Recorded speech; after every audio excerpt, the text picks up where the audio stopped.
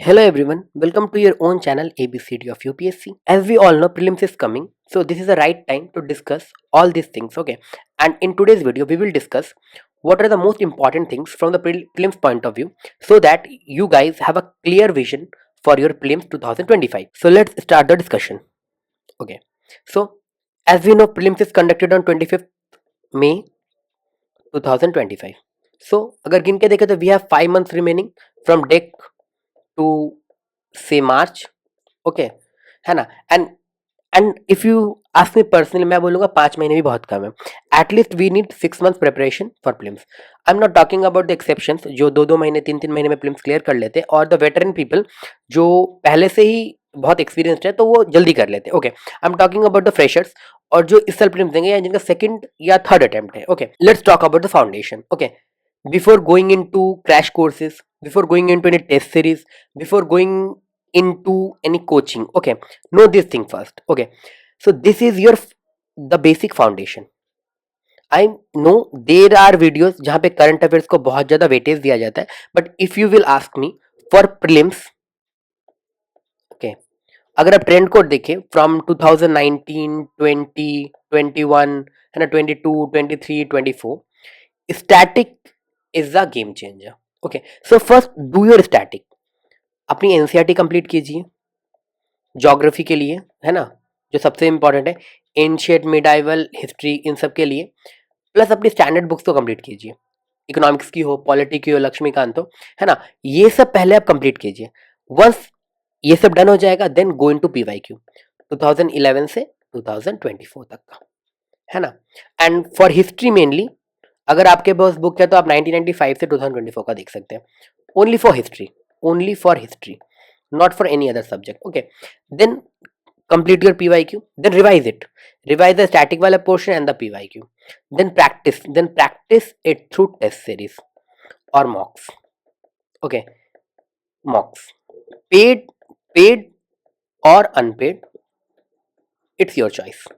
Okay, static, PYQ, revision, then practice through tests, then go into current affairs.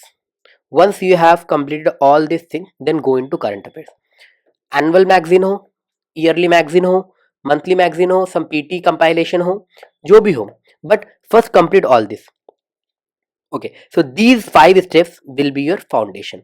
अब इसके ऊपर base करके आप अपनी स्ट्रैटेजी बनाइए कि आपको डेक में क्या पढ़ना है, जैन में क्या पढ़ना है, फेब में क्या पढ़ना है, कौन सी टेस्ट सीरीज लगानी है, पहले से डिसाइड कीजिए. ओके, है ना, अपनी स्टडी को ट्रैक कीजिए. And just take my suggestion for tracking your studies. Use a calendar. I will upload monthly and the yearly calendar on my Telegram channel. Download कर लेना, आप जरूर करो. कैलेंडर यूज करो. दिसंबर में आपको क्या क्या पढ़ना है, वीकली प्लान्स बनाओ. Use micro syllabus. ओके, मैं एक माइक्रो सिलेबस किसी भी कोचिंग का डाल दूंगा टेलीग्राम चैनल पे, आप डाउनलोड कर लेना. और उसमें टिक करो, आप पॉलिटी पढ़ रहे हैं, चलो पंचायती राज खत्म हो गया, चलो अर्बन लोकल बॉडीज खत्म हो गया, चलो फंडामेंटल राइट, फंडामेंटल ड्यूटी खत्म हो गया. ऐसे करो, ट्रैक करो, है ना.